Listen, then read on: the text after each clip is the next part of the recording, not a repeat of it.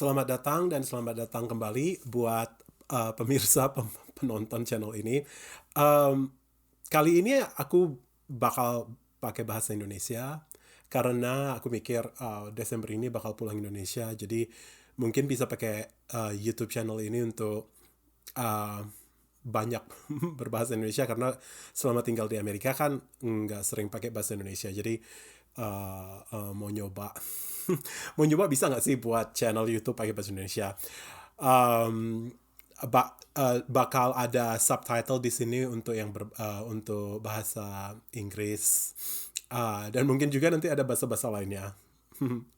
Oke, jadi episode yang kemarin atau episode minggu yang lalu aku bilang bakal mulai ngebuat knitting untuk beberapa gift, untuk beberapa hadiah. Salah satunya untuk hadiah apa sih, kayak permainan game-gamean akhir tahun gitu. Semuanya pada bawa hadiah yang ada kayak batasan harganya.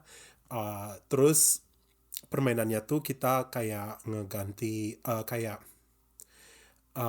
menyuri atau gimana ya, kayak menyuri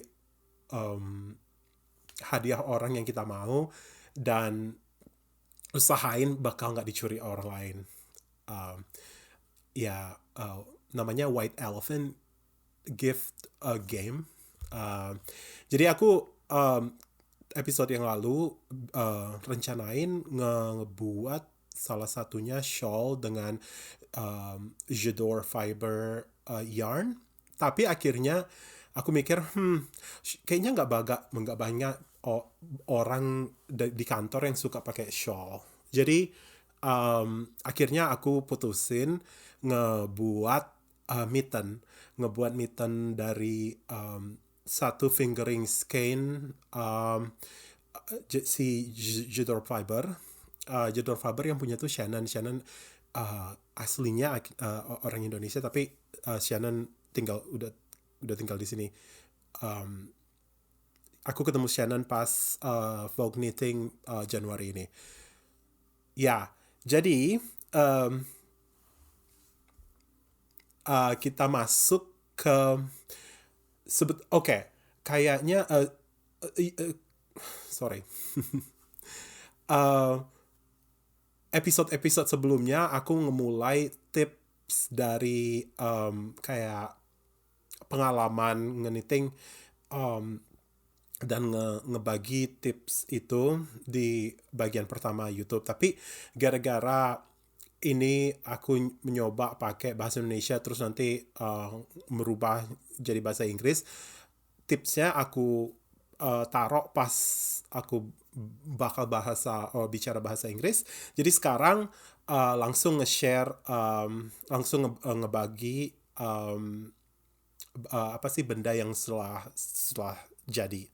Jadi benda yang setelah jadi ini si mitten yang apa sih, kayak sarung tangan salju yang aku buat, yang aku mulai buatnya tuh minggu kemarin pas episode setelah nge-record episode yang minggu kemarin.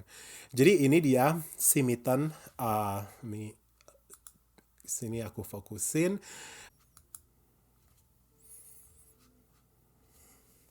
Jadi ini si mittennya namanya nama ini aku beli patternnya namanya Snowdrift dari Wool and Pine.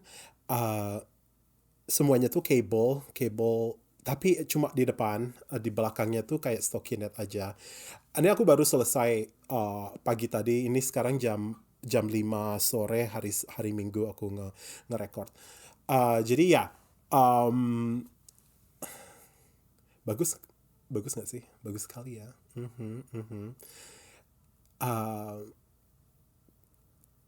Kayaknya kayak apa sih, sarung tangan pas lagi udah salju gitu di sini kayaknya bakal lebih banyak kepake daripada shawl. Kayaknya nggak begitu banyak orang yang suka pakai shawl.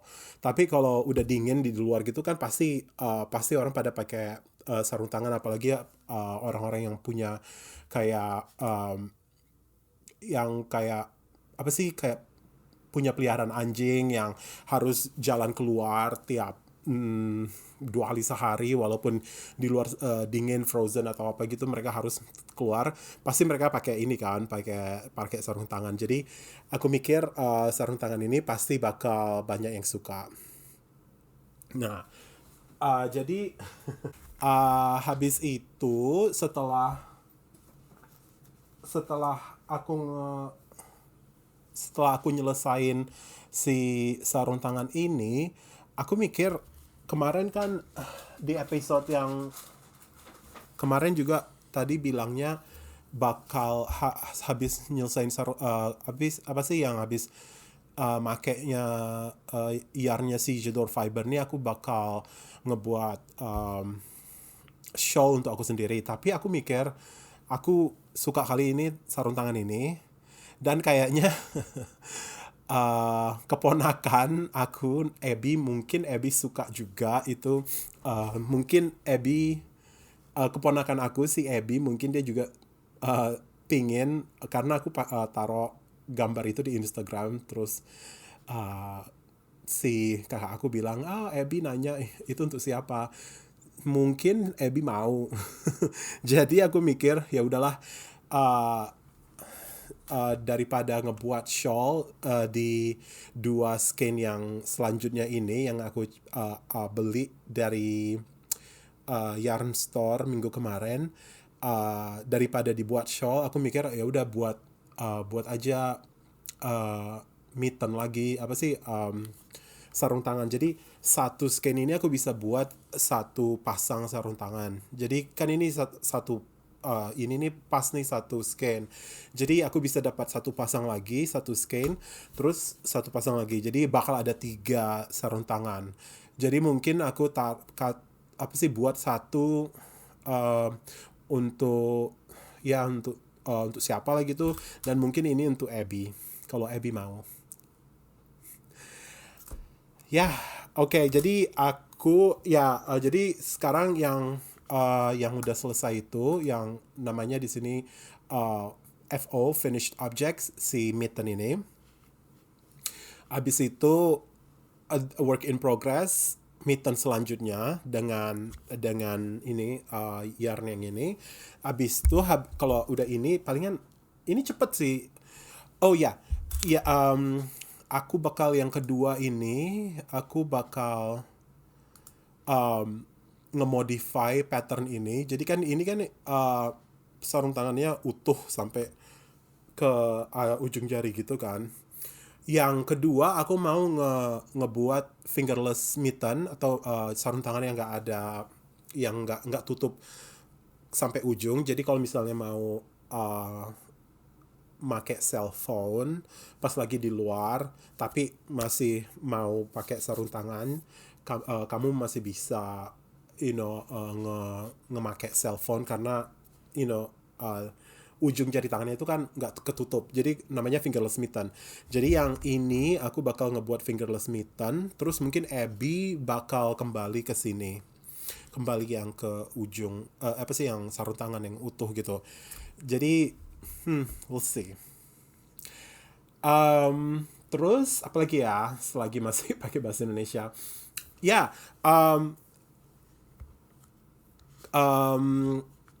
alasan kenapa pakai bahasa Indonesia ini juga untuk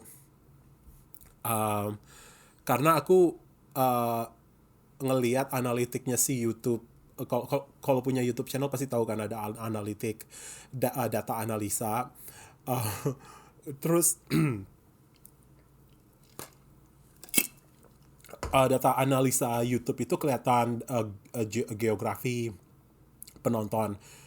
Jadi aku tahu ada penonton banyak yang dari Indonesia, jadi makanya sekarang lagi pingin aja pakai bahasa Indonesia. Jadi ya begitulah, episode sebelumnya aku bilang aku bakal kembali ke Indonesia Desember ini.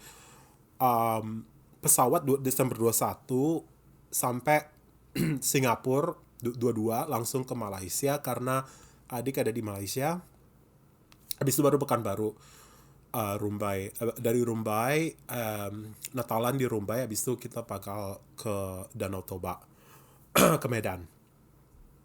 Eh, nggak belum tahu bakal ke Jakarta apa enggak, tapi kalau misalnya ke Jakarta aku bakal update. Eh, aku juga bakal update YouTube pas lagi di perjalanan, juga pas di Indonesia. Apalagi ya, kayaknya kayaknya itu aja deh, udah 15 menit. Sekarang bakal pakai bahasa Inggris. Oke, yang udah pada nonton dari Indonesia makasih ya. Semoga bisa ketemuan kalau pas aku di Indonesia. Oke, bye. Alright, now back to English.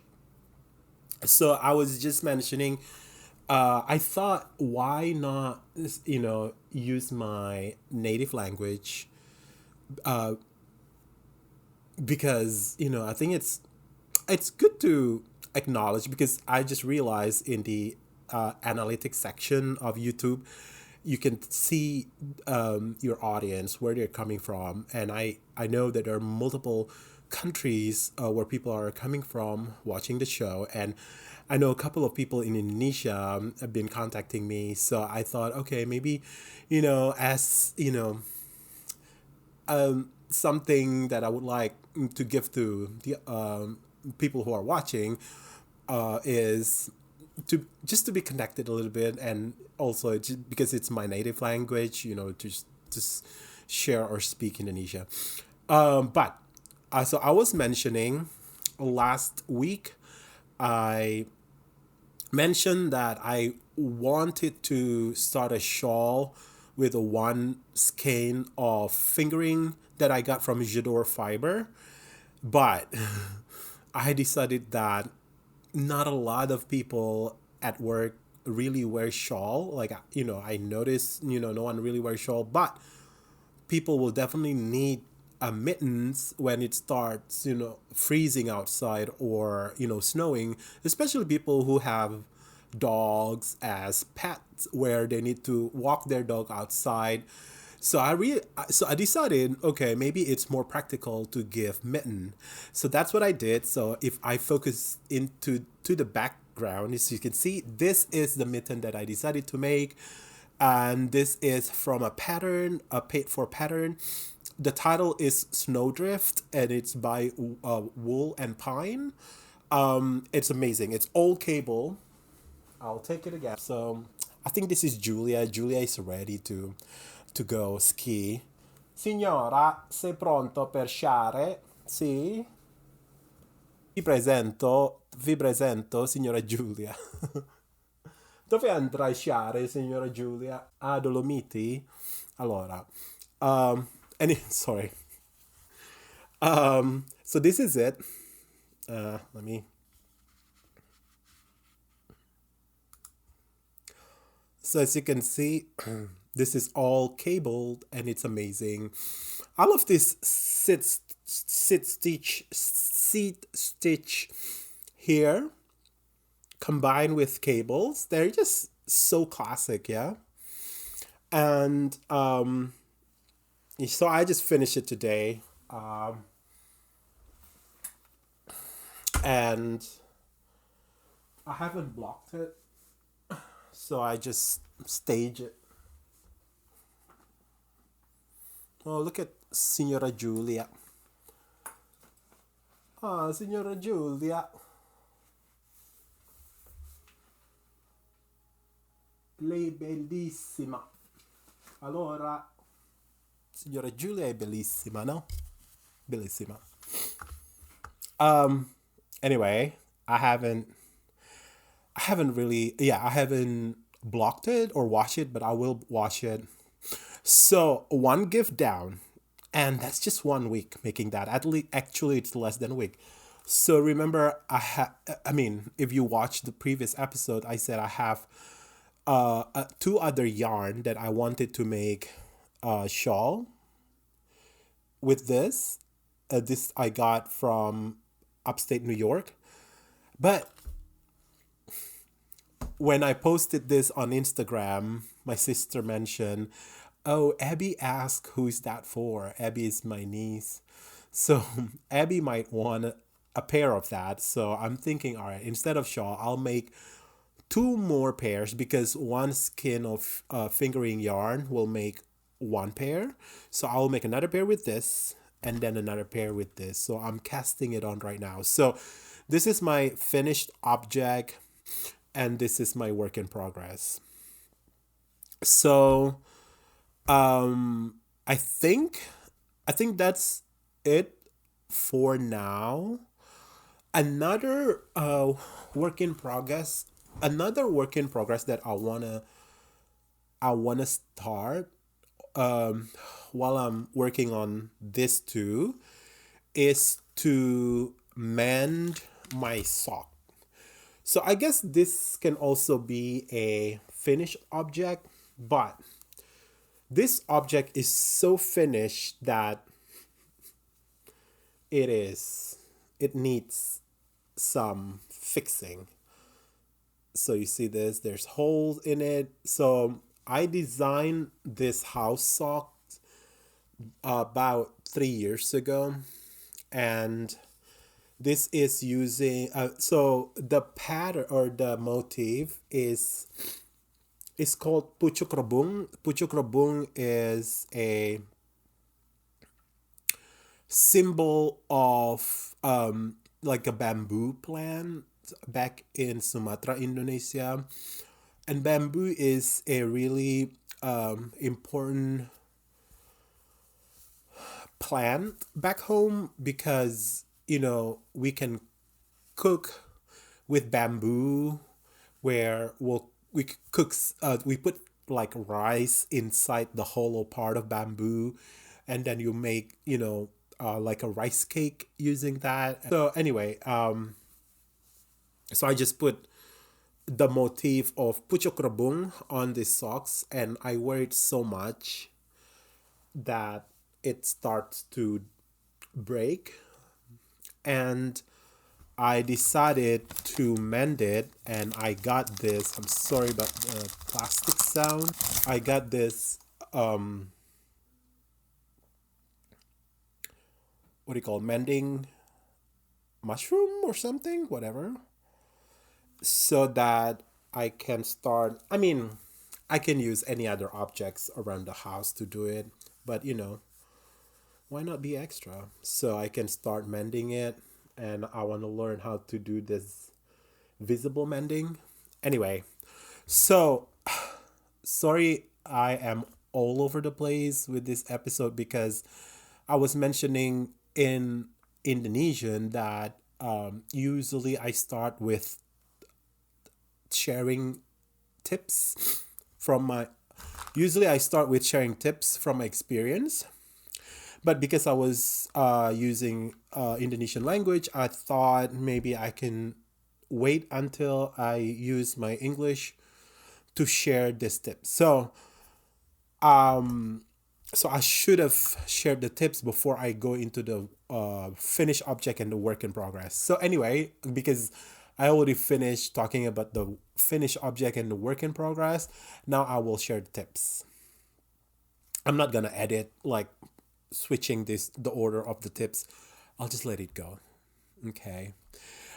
It's live. You cannot control too much. You can only plan, right? Anyway, so the tips. The tips today, it's an actual tip that I use a lot, especially when I use someone else's pattern to make a project, especially when I never use the specific designer's pattern. What do I mean by that?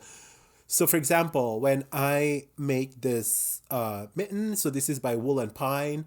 I never used any Wool and Pine pattern before, and I never used Wool and Pine's pattern. So whenever I use a pattern by a new to me designer, I collect the data based on their gauge and my gauge. So I call it the tension constant. So I'll place a picture here. So to me, what is the tension constant? So here we're now talking about doing gauge. Gauge is important. So the tension constant, what I mean by that is, to me, this is a ratio of the stitch, the pattern's gauge to the knitter's gauge. So as you can see here, tension constant is a ratio between the number of stitch that the pattern gives over the number of stitch that you get for the length of gauge that the pattern asks you. So for example, let's say a pattern says they got 28 stitches for 4-inch, and when you make your gauge and then you measure, you actually get 34 stitches, for example. So for example, I am a really tight knitter, so most of the time I end up with a lot more stitches than what the pattern got, meaning that I am much tighter than the designer on the pattern. So for example, so let's say if the pattern says they got 28 stitches for 4-inch, I got 34.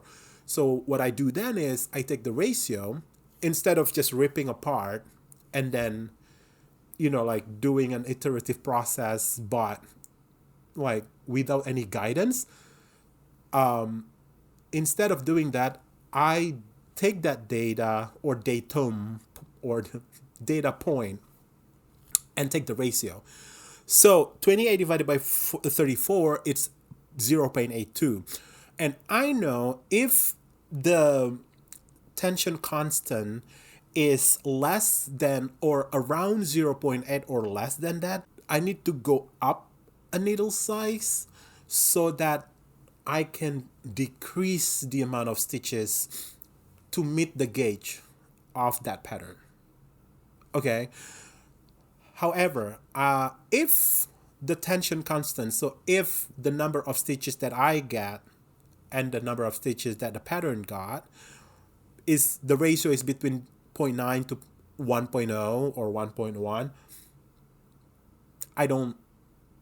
I might not change the needle, or maybe change half a size or something. So it's kind of like a guidance. And also, if the constant is larger than unity, for example, above 1.2, it means that the knitter is really loose, meaning so 1.2. So let's say the designer got 28, the knitter got 20 for 4 inches. So what the knitter needs to do is the knitter needs to go down one or couple needle size. So here it's like a guide. So once you get that tension constant, I keep that number to the designer. So in the future, if I decide to use another pattern by the same designer, I go back to my notes and look at their tension constant with respect to my tension. So if their tension constant is less than 0.8, instead of using the suggested needle in the pattern, I right away go to a larger needle size. So for example, for this, it is actually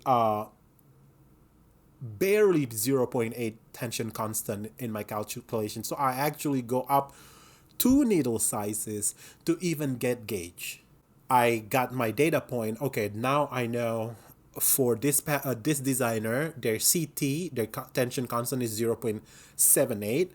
With that, I know next time, given that their tensions are constant over all their patterns, right away I can just use needle size, needles with two sizes larger than what the pattern suggested. Hopefully that makes sense. What I'm proposing here is to do your gauge efficiently.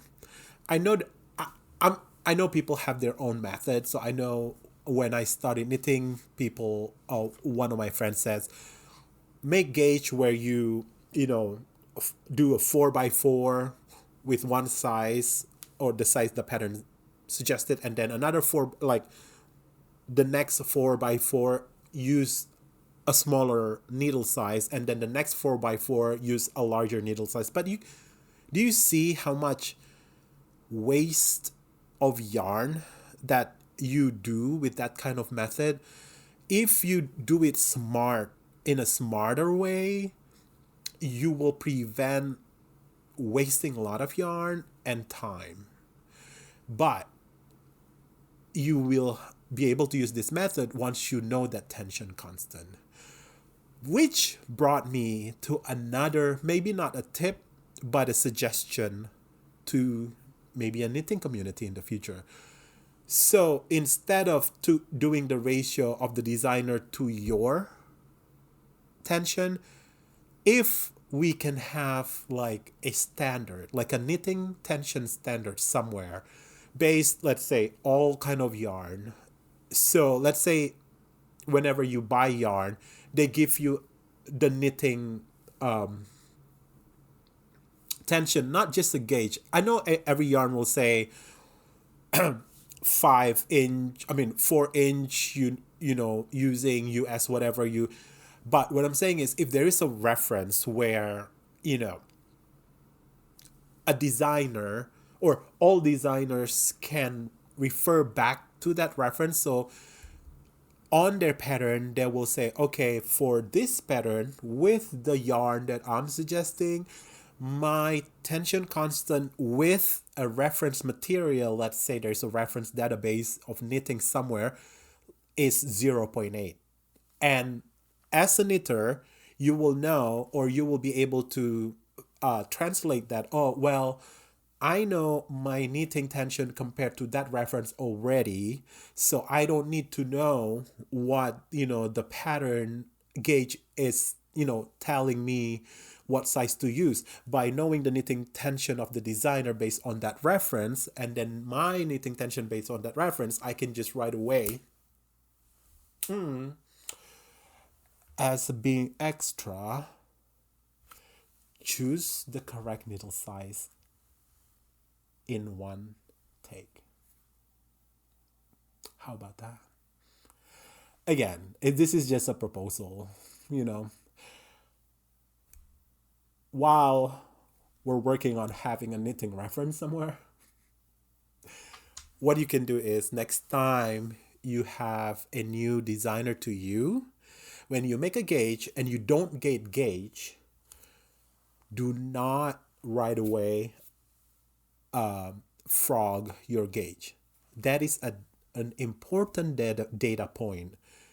Take the number, write down, calculate your tension constant, use that in the future, or have a guideline with that tension constant. Where do I go? Do I go one size up, two size up, one size down, two size down, based on the ratio? This way, you will save some time in the future and also in that first try. Anyway, I think that's it. Oh yeah, I was going to also share some book recommendation when I was talking in Indonesian, but I forgot.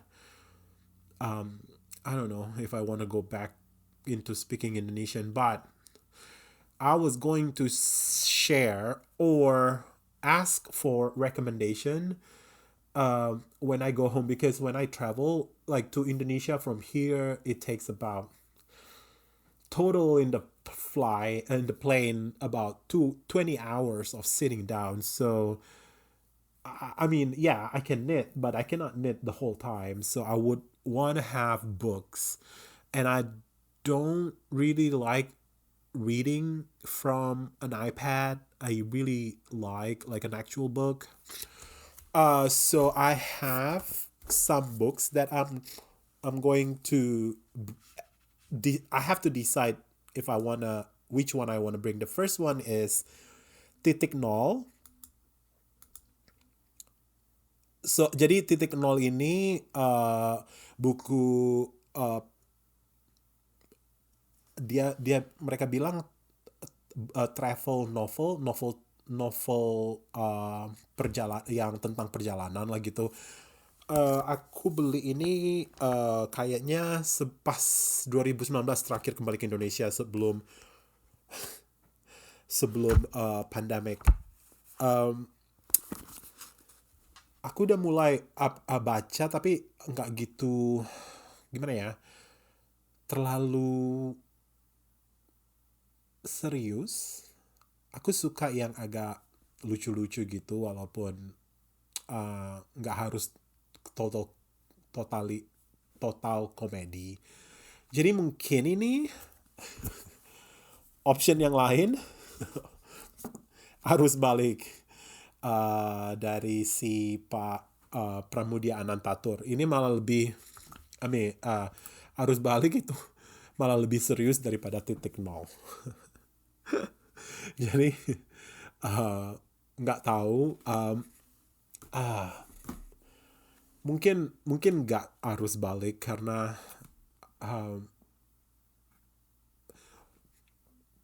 mungkin ini untuk baca pas lagi ada banyak waktu. Mungkin pas untuk Thanksgiving karena aku nggak bakal kemana-mana Thanksgiving, so jadi mungkin bacanya pas lagi Thanksgiving. So I was saying I have two Indonesian book. One is by Arus Balik. It's The Wave of Return by Pramudia Anantatur. Is a really well-known Indonesian writer. Was a really well-known Indonesian writer. It's about like a historical fiction, a fiction based on historical experience. The other one is a travel novel, but these two books are a little bit too serious. So I think instead I will bring this David Sedaris. That's kind of like where I am, like, something not too serious when I'm traveling. Actually, I met David Sedaris. I met David Sedaris. He actually signed this book. You see that? He actually signed this book. It was a nice stop. Okay, I kind of know the type of person he is from the way he writes, but during his talk, it confirms my hypothesis about him. He's a little bit elitist. One of those, I live in the Upper East Side, and I make a joke about me, living either in my apartment of the second level or my other apartment in the same building, or something like that. Like, I'm like, all right. I mean, but I don't know. I find him funny. I think one of my favorite book of his is Me Talk Pretty One Day. That has helped me throughout my crazy graduate school study era, where when I need something funny, I just read that book. Anyway, this is too long. I think that's all. I will start casting this on to make another pair of this sassy mitten. In the meantime, another thing. This book I will definitely bring. I also am teaching myself Mandarin or Chinese. 我是meiguo. I love this book. I will definitely bring it because there's a lot of practice. I went to Princeton Library, and then this is like $1 in their bookstore section. I'm like, all right, I'll take it, and it's been helping because whenever I have time to spare, I always bring my knitting, and also I put a book inside my tote bag. So everywhere I go, I bring my tote bag everywhere. I mean, other than outside work. I mean, so I can choose whether I want to read a book or continue on my knitting. So anyway, until next time, be extra, be brave, be proud, knit what you want, love what you knit, and not be arrogant, but be brave. Knit amazing stuff. Just be extra. Learn what you want to learn. Anyway, until next time, see you. Bye.